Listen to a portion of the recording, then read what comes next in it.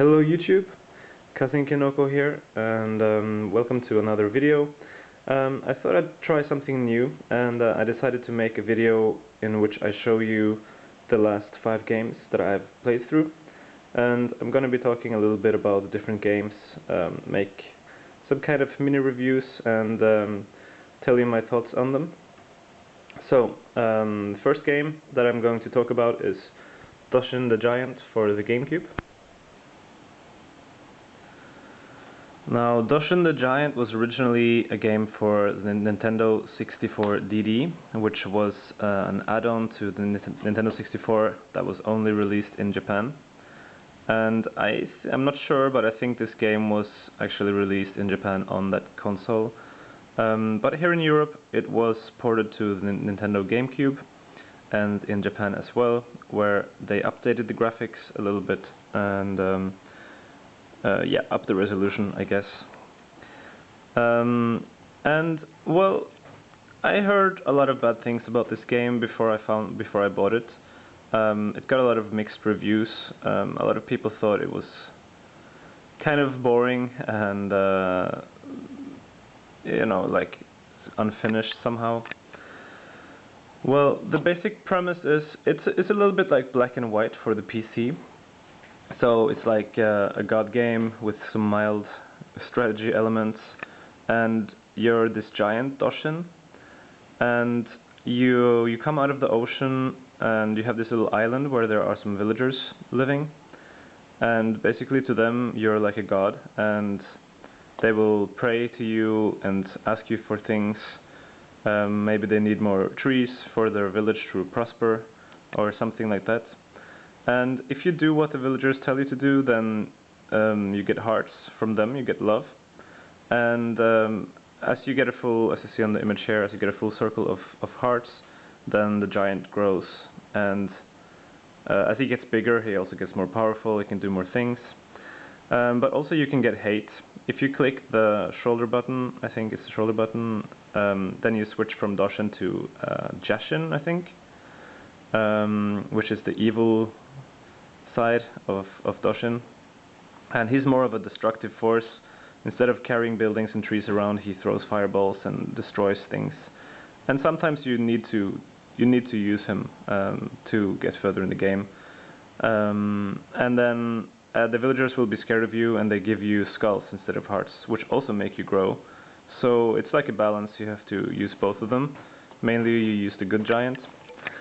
But, well, anyway, the goal of the game is, as the villagers are happy with how you're treating them, and you know, their villages are growing to a certain size, they will at some point start building a monument in your honor. And the goal of the game is to get all the different monuments that you can get, which takes quite a lot of time because there's a lot of things you need to do in order to get those monuments. So the game it's quite long, and it does drag out a little bit, but I don't think it's a boring game. I mean, I had a lot of fun with this, and I really enjoyed it actually. I think you just have to be in the right mindset for this kind of gameplay. It's a game where you basically, it's a game that's very relaxing and it has a nice mood and atmosphere to it. So if you're in the mood for that, just a very relaxing gaming experience, then this is quite nice. It's not very demanding. So for me, after a long day at work, coming home and putting this on, leaning back in the sofa, was really nice. So I would definitely recommend looking into this if you're into you know, this kind of god games. And well, I think it wasn't released in the US actually. I think it's a Japanese and PAL exclusive. But this is definitely one to import if you are curious on the game. It is not very rare in PAL territories, and I got this pretty cheap, and I've seen more copies around as well. And since people don't really like this game too much, it goes quite cheap on eBay as well. So yeah, that's Doshin the Giant. The second game that I played through is Little Samson on the NES. And this is a hidden gem on the system. It came out quite late in the console's life cycle, and so it sold quite poorly and demands quite high prices on eBay. And I have to agree with the general opinion on this game. It is really one of the better platformers on the system. I can't really justify paying 100 to 120 euros for it on eBay. That's around what it goes for nowadays. But if you can find this for a reasonable price, it's definitely something to look into. I think it's a really good platformer, and it's a shame that it came out so late and sold so poorly. Otherwise, I think this would have been one of the classics. And since it came out quite late, it has really good graphics for an 8-bit system. And what I really like about this game is that it has, for me at least, just the right amount of challenge. It's not so hard that it gets frustrating, as with a lot of other NES games. And it has a password save, so you can stop playing and come back to it later. I played through this game both on easy mode and normal mode, and you have to finish it on normal mode to get the proper ending. So yeah, I think this is a really good platformer. If you ever see this, at a flea market or something like that, definitely pick it up. It's a highly recommended title for the NES, and I enjoyed it a lot. So.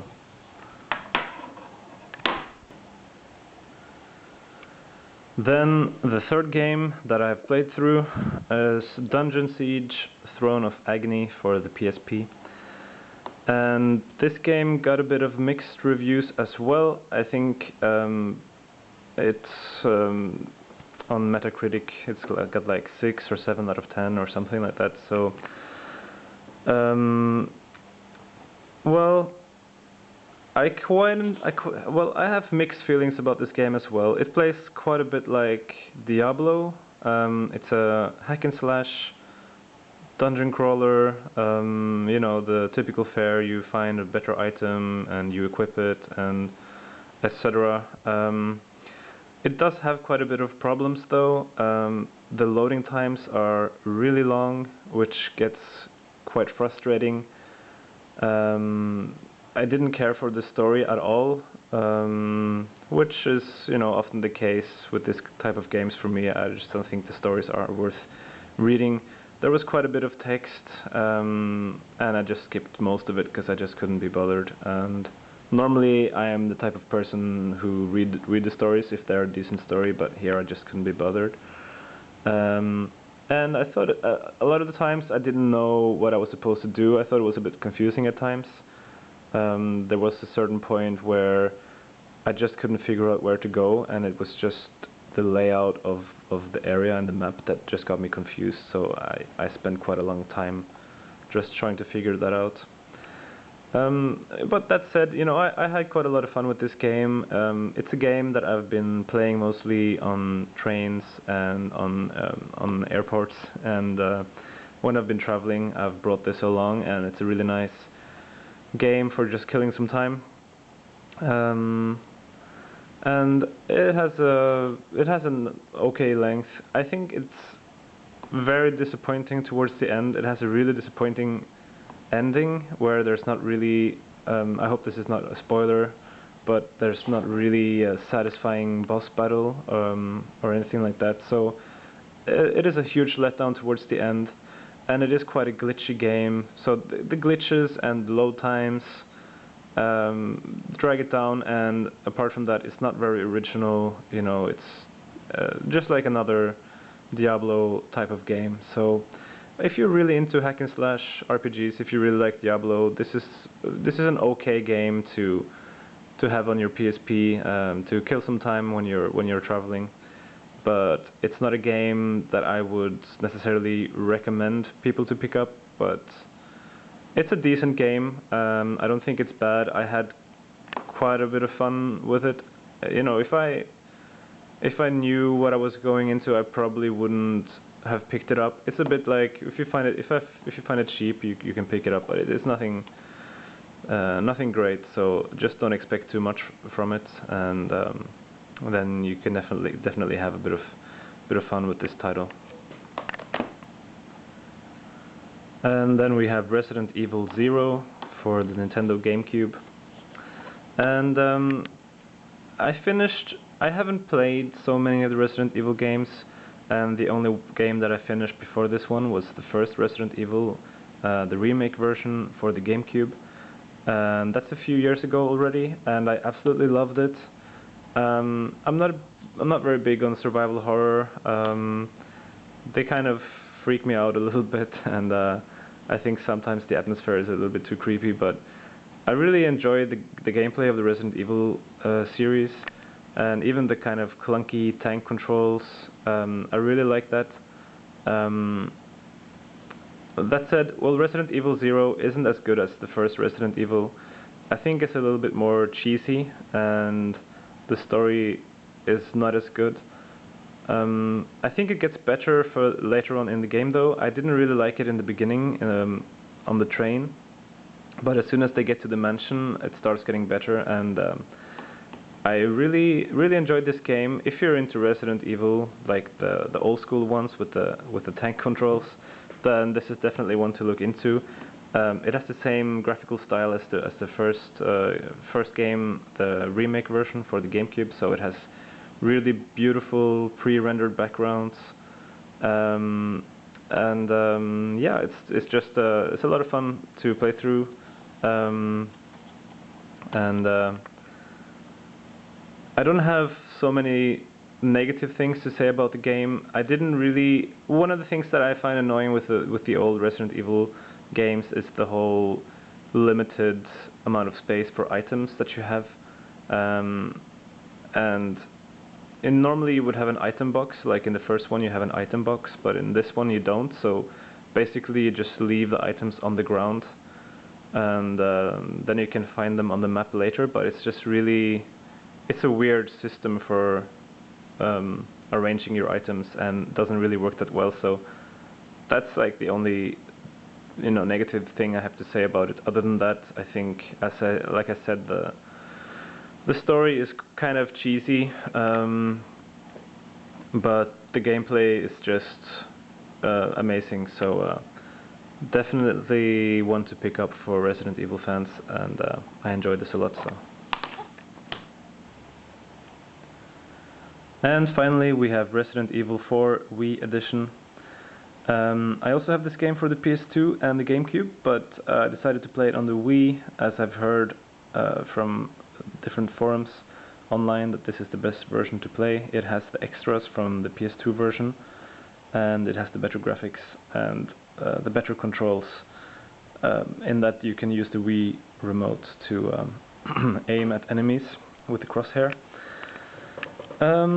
Well, this is a game that I should have played a long time ago. It's held in very high regards. It's a real classic, and a lot of people hail it as the best Resident Evil game out there. Well, I'm not so sure if I think it's the best Resident Evil game. It is a really good game, and I think it's one of the best games that I've played on the Wii. It is a very different game, though, from the old Resident Evils. While this is more of an action game, and I didn't find it as scary as the old ones, because there's a lot more enemies, and it has more of a like a first-person feel to it. It doesn't have this kind of creepiness and eeriness where you're like in Resident Evil 1, you're walking around in this empty mansion and you're waiting for something to pop out any moment and grab you or something. This just is more of an action game, so that's quite different. Well, I kind of like the old tank controls of the old Resident Evil games, but of course it was high time by the release of this game that they did some improvements and modernized the Resident Evil formula.